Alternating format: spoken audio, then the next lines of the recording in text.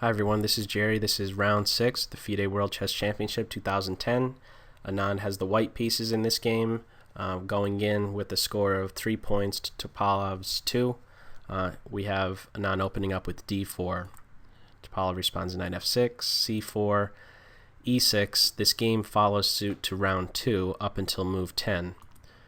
Knight f3, d5, g3 takes, bishop g2. So some developing moves. We've seen this move already in round 2, and we've also seen bishop b4 in round 4. In both of those games, Anand went on to win. So maybe black has some improvement, or hopefully has some improvement.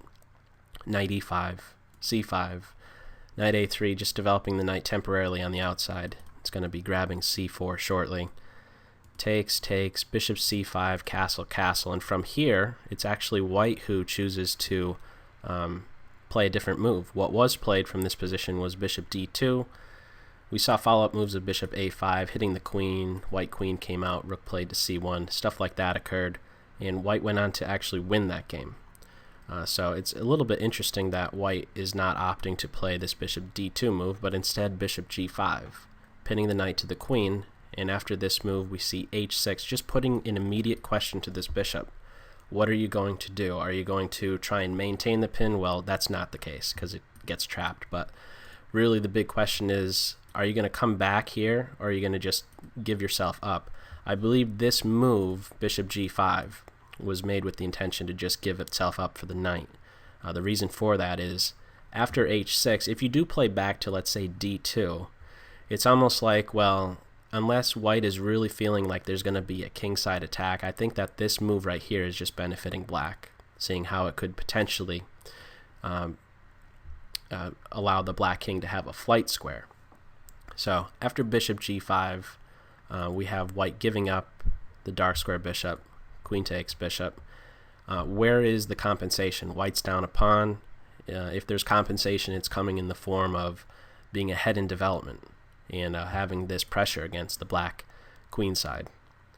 So from here, knight d3, this knight functions quite well from d3. It's blockading this d pawn, and it's also the more direct thing, hitting the bishop back, just tucking itself away on a7.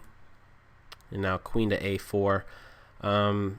Just keeping an eye on this c6 square. This knight, well, actually the knight makes use of this square on the next turn. So that's why we're seeing queen to a4 here. If just queen b3, we may very well see a move like knight c6 at some point. I think the main idea is to just at least have this queen keep an eye on these squares here. If bishop d6, I think the queen just calmly comes back to b3. There's pressure against b2 in two directions. How to defend. If bishop here, I believe we just take. If the knight recaptures, then we have the white maintaining, white getting back the pawn, and the queen being in a very annoying position. These knights are very well placed. I don't think that this is the variation that black would be looking to give up a pawn. You know, black is up a pawn now. Eventually there's some moments throughout the course of a game where if you're up a pawn, you try and give it back in a favorable way. I don't believe that this would turn out to be a favorable way to give up the pawn. If instead pawn takes pawn, trying to just hang on to the pawn, that'll just run into queen b7. This pawn will still fall, and there will still be pressure on this c file. These knights are again very well placed. Instead, so after what we do have is after queen a4, just knight c6, and now rook a to c1. One thing to point out is that if b5 in this position, white just plays back to c2, and if pawn takes knight, we don't grab this rook right away, but instead grab c4. This rook is not going anywhere, and if black is really persistent on hanging on to the rook, with a move like knight c6 followed by rook here, that just runs into more hot water. This rook plays to b8, queen c7, putting pressure on both of these pieces. One will fall. So what we do have is not this b4 move, but instead knight c6, and from here rook a c1, and now e5. Couple things. This queen is now guarding this knight, and black is getting ready to push forward in the center, maybe at some point, to shoo this knight away. From here, white gives up the other bishop, so we have both bishops being given up in this game. What we have is the bishop pair versus the knight pair going on, and from this position there's a couple ways to recapture the bishop. Not with the queen, because black is looking to still maintain the queens on the board. Black is going to be looking to try and attack white, seeing how there's these two pawns which can be pushed forward at any moment, and maybe this pawn could eventually get here and disrupt the white kingside position. There are already weaknesses in the form of h3, so if there could be another weakness placed in the white position, that could be very telling. But we don't see queen takes bishop, nor do we see pawn takes bishop, but instead b5, a very sharp move. The computer would kind of light up and say that this is not the optimal move right here, but I think it would be just a bit too materialistic. Bishop takes pawn, pawn takes bishop, queen takes pawn. This did not occur in the game, but I believe that if Vishy did go for this, there'd be a lot of problems that white would then be having to solve. Here's one of them. After e4, this knight is going to have to run to f4. Unfortunately, these knights, notice how they're on these f and c files, but they're never really secure on any one square. They could constantly be kicked around. Not this knight by any pawn, but this knight right here could be kicked around. These pawns here at any point could maybe go to d3, e3. Both would be influencing in some way the white king position. Also, this bishop can play here from this position, and there's 4 pieces along this diagonal. I would say that black most certainly has compensation for this pawn. It's just really hard to really see how white is any better in this sort of position. There's most certainly compensation for the pawn given up. These bishops are just bearing down against the white queen. We could potentially see the rook playing here, putting pressure on the b2 pawn. And again, these two pawns in the center at any point could press forward. You could maybe even see that this square could potentially be covered by this bishop should it make use of b7. That's enough for all these lines and circles. So let's just go back. What did occur from here is after b5, what we did have is just queen c2, queen takes bishop, and now knight c takes e5, hitting the queen in 2 directions. Queen to e4, trying to just maintain the queens on the board, looking to get this sort of battery in where it's focusing on g2. So the first task that white has is to get rid of the queens, and that is accomplished very soon. We're seeing queen c6, forcing the exchange of queens since there's pressure against both the rook and queen. Bishop b7, the queens come off, and now we're at a point in the game where white, although the material is balanced, we have a bishop pair versus the knight pair. And from here on out, there are several moves where both knights are trying to coordinate themselves in a way where they could try and fork either, a rook and a bishop or 2 rooks. Just really, one of the knights is trying to give themselves up for one of the bishops. Rook c2, just preparing to double, and there really isn't a more convenient square to go to. The alternative here, the rook just kind of gets kicked around with bishop b6. So just rook c2, it might seem a bit awkward because it is kind of in the view of this bishop, but really the idea is to just double rooks, and this is the only safe square for that rook to go to. So rook e8, putting pressure on the knight directly, and also thoughts of grabbing e2 maybe at some point. Doubling rooks, and now f6, just shooing this knight. Unfortunately, these knights don't have squares where they can hang out on for some time, so they're constantly being pushed around. Knight d7, bishop f5, putting pressure on the knight, and now knight c5 was hitting the pawn, so bishop here allows, bishop b6 allows the rook to defend a6. Knight b7, eyeing d6 to fork both of these pieces. Bishop d7 gets out of that. Knight f4, eyeing this square to put pressure on the b6 bishop. these knights are very annoying. It's very difficult for black to try and find a way to not allow one of the knights, let alone both knights, go ahead and fork their position in some way. So rook b8, knight d6 hits the rook here. Rook to e5, knight c8 hits this bishop. So it's either the knight's either hitting a rook, threatening to do a fork, or attacking a bishop directly. Knight d3 hits this rook. Rook c8. Knight to a7, threatening to just come here, where it would be forking the bishop and rook. Bishop to b7, hitting the knight. Knight c6, hitting this rook. Rook b7, knight b4, with this knight now having possibilities to fork these two pieces, and this knight also has thoughts of hopping to d5. And after a5, knight d5, finally I was starting to see, okay, well, one of the bishops are going to come off from here on out, and it's going to be hopefully a little bit easier to even assess the positions that come about after at least one of the bishops come off the board.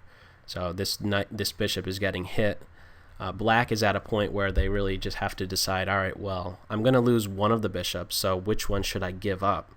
I believe that the bishop which is of more value to black in this position is the light square bishop, and the reason for that is because there are light square weaknesses in the white position. You could potentially see this bishop coming down and controlling this square, or maybe if it's able to get on this diagonal. If it's guarding g2, that will renew potential back rank mates. So that's why we're seeing black opt for a move like a4, giving up the dark square bishop and instead hanging on to this light square bishop. Knight takes bishop, rook takes knight, knight c5 hits this bishop, and finally we have black coming back, starting to hit white. The rook on c2 is attacked, so rook d2, rook to c6, and now black is the one who's putting pressure on white. The tables are turning slightly here. This knight is now in a pin. It can't go too far. It would have to go either here, in a way so that it's guarding the rook. But what we do see is pawn to b4, a very important move. Capturing this pawn right here would lose.